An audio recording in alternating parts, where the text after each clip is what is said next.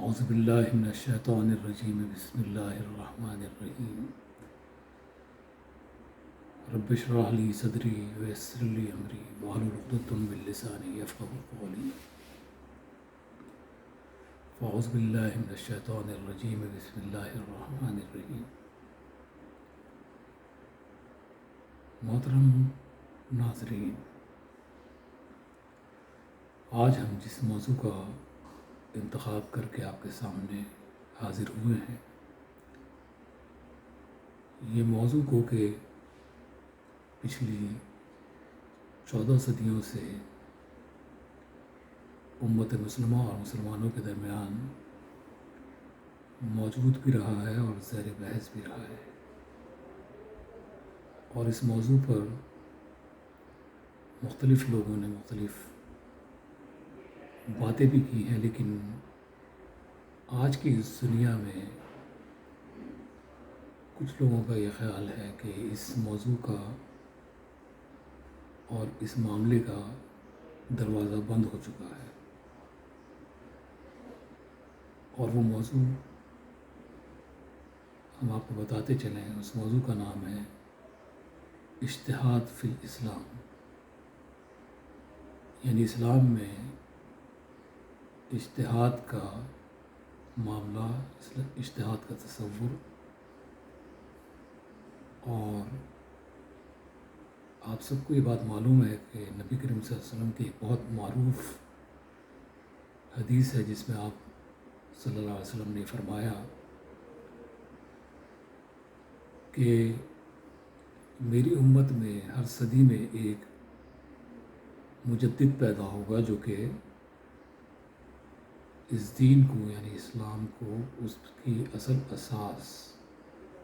یا اس کی بنیاد پر قائم رکھے گا یا قائم رکھنے کا سبب بنے گا، اور یہ سلسلہ تا قیامت جاری رہے گا۔ لہذا اس حدیث کی روشنی میں اگر کوئی یہ کہتا ہے کہ اجتہاد کا راستہ بند ہو گیا ہے، تو دوسرے الفاظ میں اس کا مطلب یہ ہوتا ہے کہ وہ یہ کہہ رہا ہے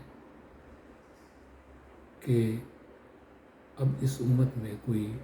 مجدد نہیں آئے گا۔ اس کو دوسرے الفاظ میں ہم اس طرح کہہ سکتے ہیں کہ اگر کوئی مجدد نہیں آئے گا تو بالفاظ دیگر اجتہاد کا راستہ بند ہو گیا، اور اجتہاد کا راستہ اگر بند ہو گیا تو اس سے براہ راست یہ مطلب نکلتا ہے کہ امت کا تصور ختم ہو گیا۔ اور آج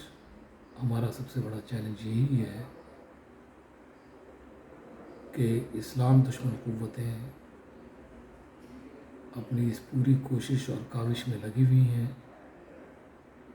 کہ مسلم امت کے تصور کو ختم کر دیا جائے۔ حالانکہ نبی کریم صلی اللہ علیہ وسلم کی اس حدیث سے بھی ہم سب واقف ہیں کہ آپ نے فرمایا کہ مسلمان ایک جسم کی مانند ہے کہ اگر اس کے ایک عضو کو تکلیف پہنچتی ہے تو پورا جسم بے چین ہو جاتا ہے اور پورا جسم تکلیف کو محسوس کرتا ہے۔ لیکن ہماری بدقسمتی یہ ہے کہ آج کی اس دنیا میں 21ویں صدی میں مسلمان جو ہیں وہ غیر مسلم قوتوں کے ہاتھوں ترنے والا بنے ہوئے ہیں۔ اور نبی کریم صلی اللہ علیہ وسلم کی یہ حدیث بھی ہے کہ آپ نے فرمایا کہ ایک وقت آئے گا کہ تم تعداد میں بے شمار ہوگے، لیکن تمہارے دشمن قلیل ہونے کے باوجود تم پر ایسے ٹوٹ پڑیں گے جیسے جانور چارے پر ٹوٹتے ہیں۔ لہٰذا ہم یہ دیکھ رہے ہیں کہ دنیا کے مختلف خطوں میں، اور خصوصاً آج کل فلسطین اور روہنگیا اور اس کے علاوہ مشرق بعید میں اور دیگر جگہوں پر غیر مسلم قوتوں کے لیے مسلمانوں کی کوئی حیثیت نہیں ہے، اور جب اور جہاں جس قدر چاہیں مسلمانوں کا خون بہا دیتے ہیں، اور انہیں اس کا کوئی خوف نہیں ہوتا۔ اس کی بنیادی وجہ یہی ہے کہ ہم امت کے تصور سے دور ہو گئے ہیں، اور اجتہاد کا راستہ ہم نے بند کر دیا ہے۔ یعنی کتنی بڑی ستم ظریفی ہے کہ لوگ بماغِ طلب یہ کہتے ہیں کہ اگر تم مسلمان ہو تو تمہارے کوئی بنیادی حقوق نہیں ہیں۔ بنیادی حقوق تو دور کی بات ہے، تمہارے انسانی حقوق بھی نہیں ہیں۔ اور محض اس بنیاد پر کہ تم مسلمان ہو، تمہارا خون بہانا ہر کسی کے لیے جائز ہے۔ یہ مناظر آج کل ہم دنیا بھر میں دیکھ رہے ہیں، اور ستم ظریفی یہ ہے کہ خود مسلمانوں کے اندر سے مسلمان نام رکھنے والے لوگ غیر مسلموں کے تحفظ اور ان کے بنیادی حقوق کے لیے تو کھڑے ہو جاتے ہیں، لیکن مسلمانوں پر اگر کہیں کوئی ستم ظریفی ہوتی ہے، کوئی ظلم ہوتا ہے، تو بلکہ ہمیں آج کل یہ نظر آ رہا ہے کہ کچھ غیر مسلم انسانی حقوق کی بنیاد پر آواز اٹھانے کے لیے تیار ہوتے ہیں، لیکن مسلمان حکومتیں، مسلمان قوتیں آنکھیں بند کر کے خواب خرگوش کے مزے لیتے رہتے ہیں۔ اس کی بنیادی وجہ یہی ہے کہ آج ہم نے اجتہاد کا راستہ روک کر اور امت کے تصور کو معدوم کر کے غلامی کی ایک نئی شکل مسلمانوں کے گلے میں ڈال دی ہے۔ حالانکہ یہ بات سب جانتے ہیں کہ اسلام کی فطرت میں متی بن کر، غیر مسلم قوتوں کا متی بن کر رہنا اسلام کی فطرت کے خلاف ہے۔ نبی کریم صلی اللہ علیہ وسلم نے فرمایا کہ تم اپنے دل سے اگر ایماندار ہو تو ایمان پر قائم رہو، اگر تمہارے چاروں طرف کے حالات اس بات کی اجازت نہ دیں کہ تم اپنے دین کا اور اپنے ایمان کا اظہار کر سکو، تو اپنے ایمان کو اپنے دل میں قائم رکھو، اور وگرنہ کسی برائی کو یا اسلام کے خلاف کسی کام کو اپنے سامنے دیکھتے ہو تو اسے ہاتھ سے روکو۔ لہذا مسلمانوں کی خون کی ارزانی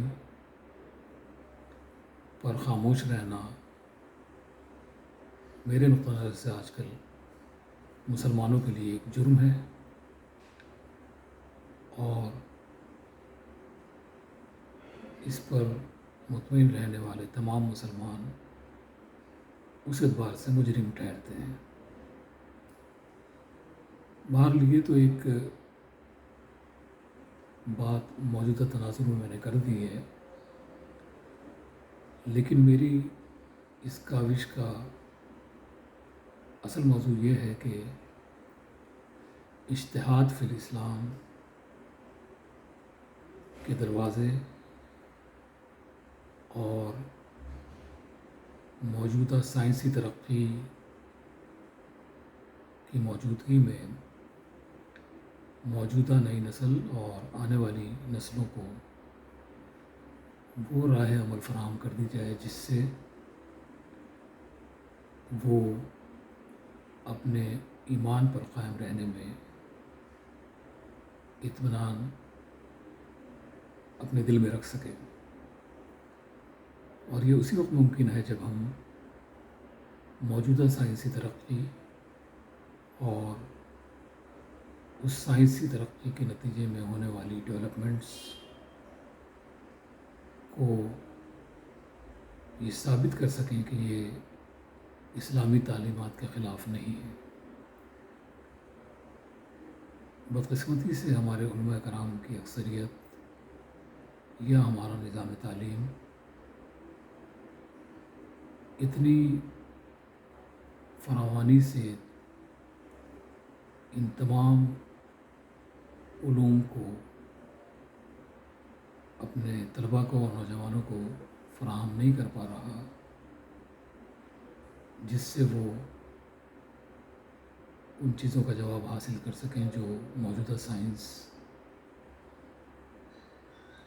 پیدا کر رہی ہے۔ لہٰذا یہ ضروری ہے کہ ہم اس پر کام کریں اور لوگوں کو ان کا تشفی بخش جواب حاصل ہو سکے، اور موجودہ سائنسی ڈیولپمنٹ جس میں میڈیکل سائنس یا آسٹرونومیکل سائنس یا کیمیکل سائنس یا فزیکل سائنس، جو تصورات اور جو چیزیں مشاہدات کی بنیاد پر، جدید دوربینوں کی بنیاد پر فراہم کر رہی ہیں، اس کا اسلام کی بنیادی اساس یعنی قرآن مجید اور اسلام کے دیگر علوم یعنی احادیث اور فقہ وغیرہ کے تسلسل میں جواب دے سکیں۔ یہ موضوع اجتہاد سے متعلق ہے، اور اجتہاد آپ سب جانتے ہیں کہ اجتہاد کرنا مجددین کا کام ہوتا ہے اور مجتہدین کا کام ہوتا ہے۔ لہذا سب سے پہلے یہ بتانا ضروری ہے کہ مجتہد اور مجدد میں کیا فرق ہے۔ مجتہد دراصل وہ علماء ہوتے ہیں، وہ لوگ ہوتے ہیں جو قرآن و حدیث کا علم رکھتے ہیں اور اس علم کی روشنی میں ان چیلنجز کا جو زمانے کے چیلنجز ہوتے ہیں، علم کی بنیاد پر جواب فراہم کرتے ہیں۔ لہٰذا یہ تو ہوئے مجتہدین۔ پھر مجددین کون ہوتے ہیں، جس کا نبی کریم صلی اللہ علیہ وسلم نے اپنی حدیث میں ذکر کیا اور یہ کہا کہ ہر صدی میں ایک مجدد پیدا ہوگا جو اسلام کو اس کی اصل اساس پر قائم رکھے گا۔ تو مجددین دراصل وہ لوگ ہیں جو اجتہاد کی استطاعت بھی رکھتے ہیں، یعنی ان کا اپنا علم اتنا ہوتا ہے کہ وہ اجتہاد کر سکیں، لیکن وہ دینی علوم کے ساتھ ساتھ زمانے کے وہ چیلنجز جو کہ تغیر زمانہ یا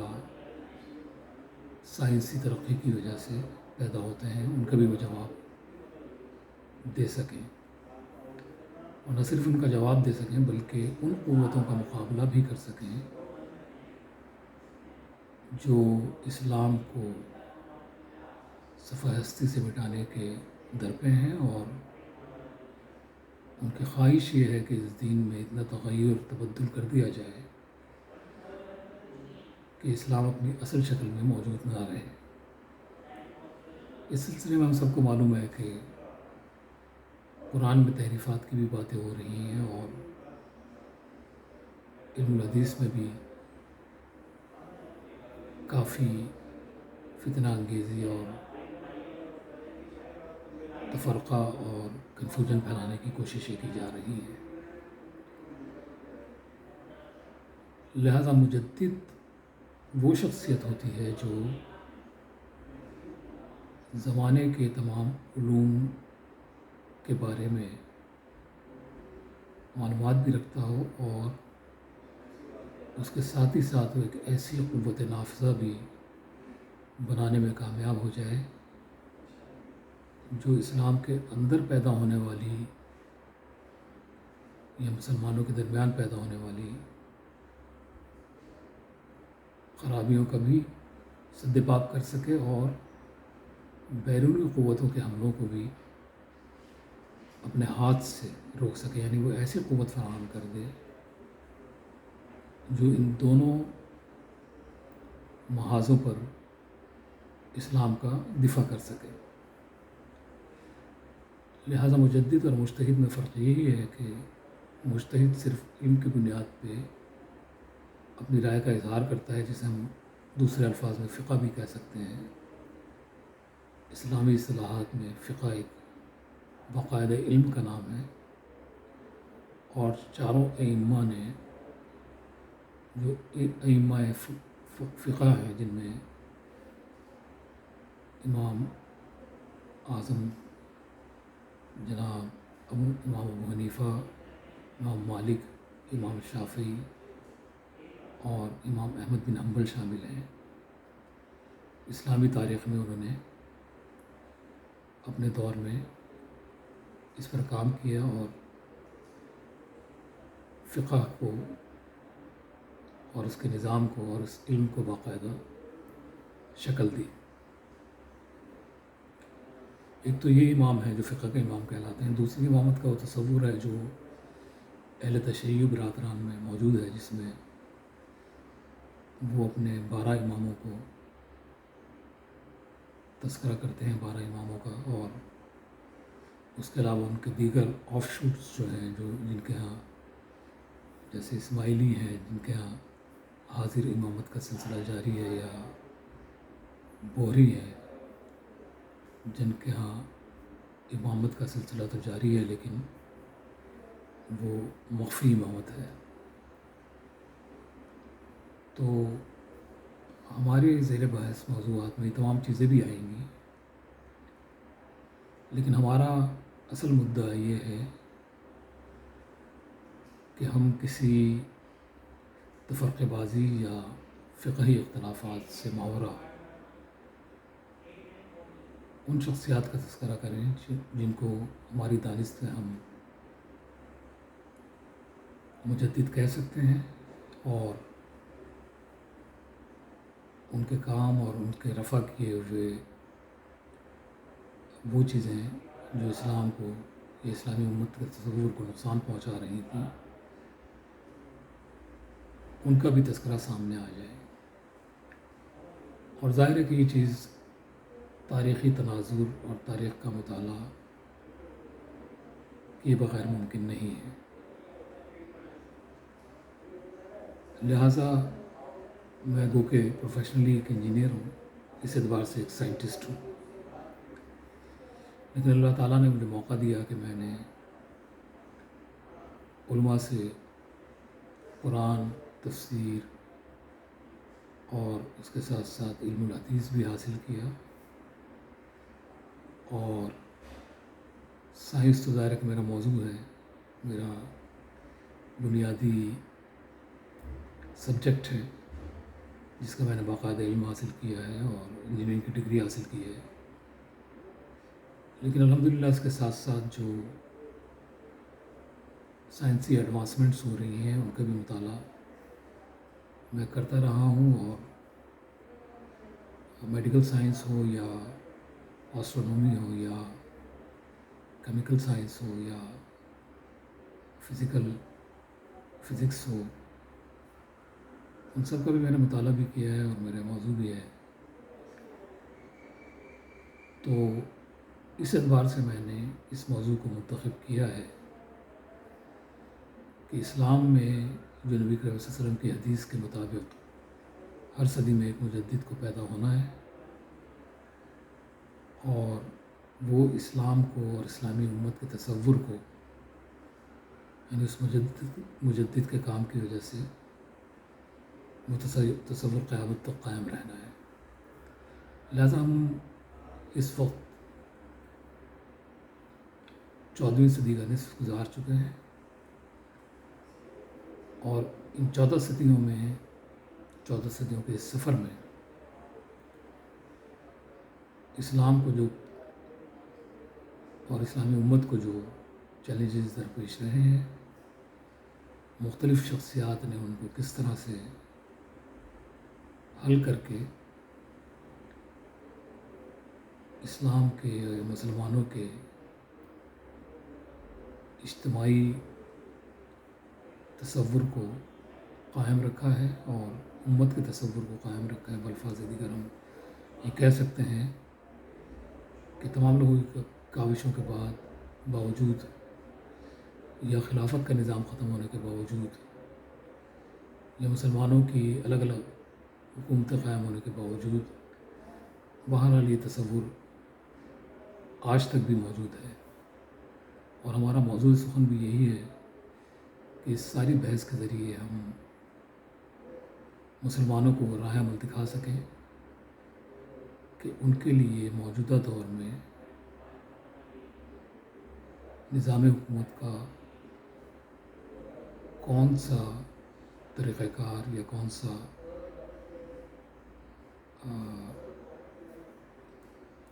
طریقہ یا سسٹم موضوع ہے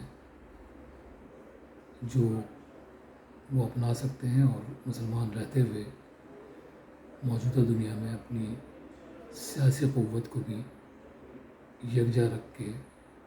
امت کے تصور کو قائم رکھ سکتے ہیں، تاکہ اب وقت آ گیا ہے کہ مسلمان بھوسے کے چارے کی طرح نہ ہوں کہ جس کی مرضی آئے وہ جانوروں کی طرح ان پر لپکے اور انہیں چبانے کی کوشش کرے۔ لہٰذا ہمارا مدعا یہ ہے کہ ہم اس ساری بحث کو سمیٹتے ہوئے آخر میں وہاں تک پہنچیں جہاں ہم اس بات پر سکون قلبی حاصل کر سکیں کہ ہاں، مسلمانوں کے لیے یہ طرز حکومت موضوع ہے جس کے ہوتے ہوئے وہ ایک امت کے تصور کو برقرار رکھتے ہوئے موجودہ سائنسی تغیرات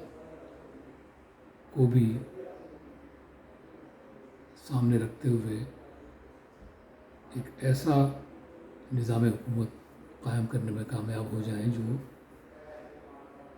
جسے ساری دنیا میں موجود مسلمان اپنا سکیں اور مسلمانوں باہمی اختلافات کے لیے ایک دوسرے پر ہتھیار تان کر ایک دوسرے کے قتل و غارت گری سے باز رہ سکیں، اور دنیا کے وسائل جو کہ اس وقت اللہ تعالیٰ نے مسلمانوں ہی کو سب سے زیادہ دیے ہوئے ہیں، ان وسائل کو بھی وہ مسلمانوں کی فلاح و بہبود کے لیے استعمال کر سکیں۔ اس کا یہ مطلب نہیں ہے کہ ہم یہ چاہتے ہیں کہ مسلمان دیگر اقوام یا دیگر مذاہب کے لوگوں سے بلا وجہ قتل و غارت گری شروع کر دیں، اس لیے کہ قرآن نے واضح طور پہ یہ حکم دیا ہے کہ اگر وہ تم سے قتال کریں تو تم ان سے قتال کرو، لیکن اگر وہ قتال نہیں کرتے تو ان کو جو ہے وہ اپنی دعوت کے ذریعے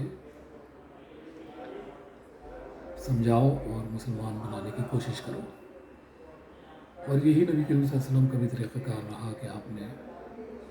اس زمانے کی تمام قوتوں کو اپنا خطوط بھیجا اور انہیں اسلام کی دعوت دی اور یہ بتایا کہ یہ حق ہے، اور اگر تم نے اس کو قبول نہیں کیا تو اس کے نتیجے میں جو تم نے اپنے عوام پہ اپنے لوگوں پہ جبر کا نظام قائم کیا ہوا ہے اس کے خلاف ہم ان کے مددگار بن کے آئیں گے۔ یہی وجہ ہے کہ اس زمانے کی تینوں سپر پاورز جو ایک جابرانہ نظام پر چل رہی تھی، نبی کریم صلی اللہ علیہ وسلم نے وہاں تک رسائی حاصل کی، اور تاریخ نے یہ منظر دیکھا کہ 10-12 سال کے عرصے ہی میں دنیا کی تینوں سپر طاقتیں سرنگو ہو گئی ہیں اور ان کے 90-95% عوام نے اسلام کو قبول کیا جو اب تک قائم ہے۔ لہذا ہمارا جو موضوع ہے اور یہ ویلاگ جو ہے، یہ پہلا ویلاگ ہے جو کہ ہم اپنے نئے چینل اجتہاد اسلامی اور سائنسی نظریات میں تغیر کے نام سے بنا رہے ہیں، اور انشاءاللہ اگلے ویلاگس میں ہم پہلی صدی سے آغاز کریں گے، اس زمانے کے جو شخصیات ہیں اور اس زمانے کے جو چیلنجز تھے، خواہ سائنسی ہوں یا نظریاتی ہوں، ان سے کن کن شخصیات نے کس طرح سے نبرد آزما ہوئے اور وہ کس طرح سے اسلام کو اپنی اصلی حالت میں قائم رکھنے پر کامیاب ہو سکے۔ لہذا ہمیں امید ہے کہ آپ ہمارے اس چینل کو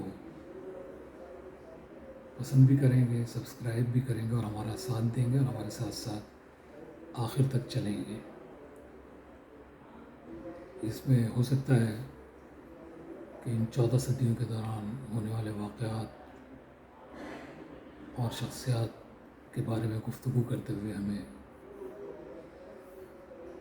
30-40 ویلاگز بنانے پڑیں، تو ہماری کوشش یہ ہوگی کہ ہم اس موضوع سے نہ ہٹیں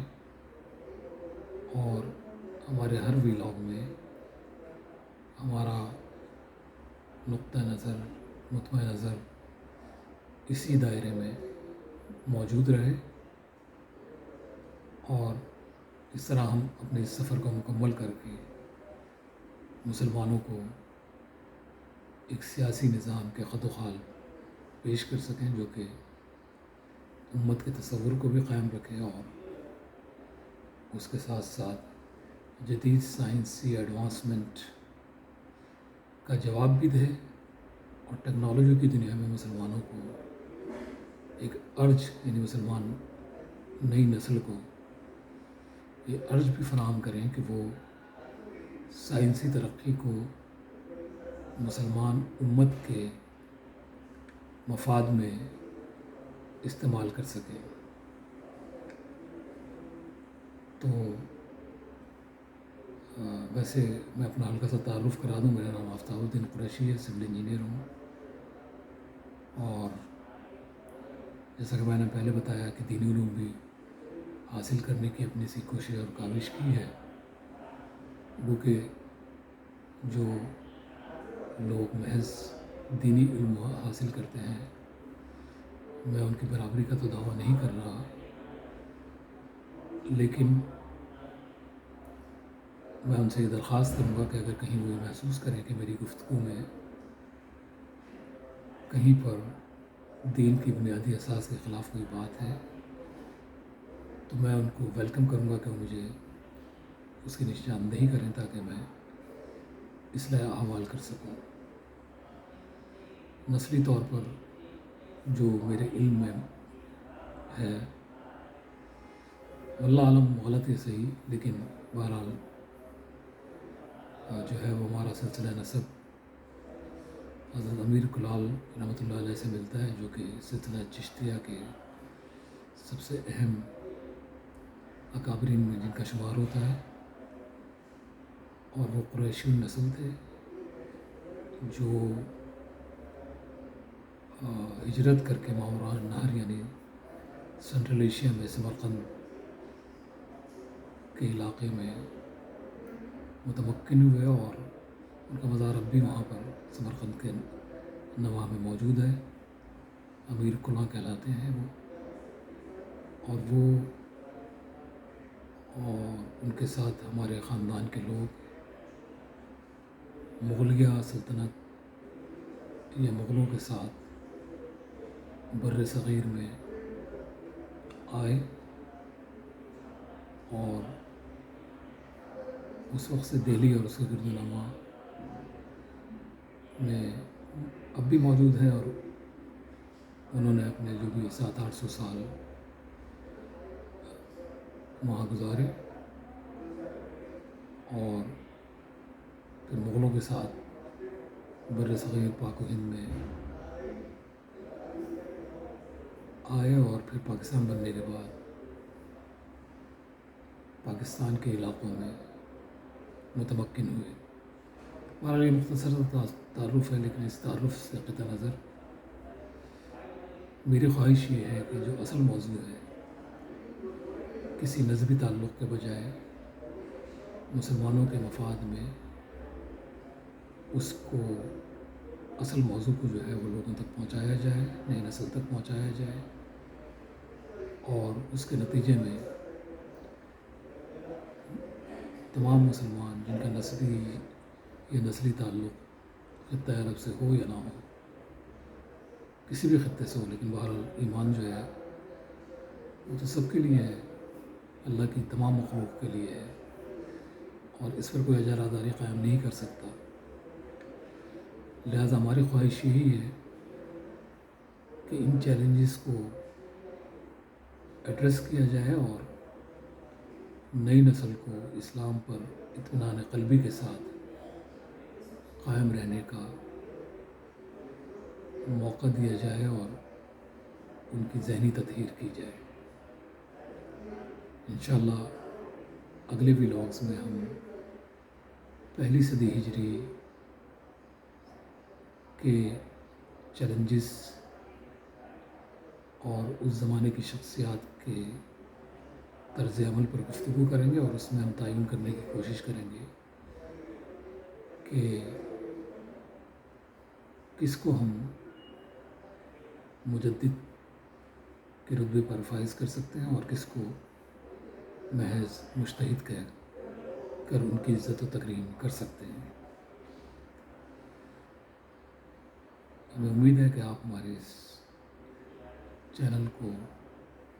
سبسکرائب بھی کریں گے تاکہ زیادہ سے زیادہ لوگوں تک یہ باتیں پہنچ سکیں۔ اس کے علاوہ لائک بھی کریں گے اور شیئر بھی کریں گے، اور اس چینل کا نام اجتہاد فی الاسلامی اور سائنسی ایڈوانسمنٹ کے چیلنجز ہے۔ تو انشاءاللہ تعالیٰ اگلے ولاگز میں آپ سے تعلق قائم رہے گا، جو اللہ نے چاہا تو آخری ولاگ تک ہم قائم رکھ سکیں گے۔ بہت شکریہ، والسلام۔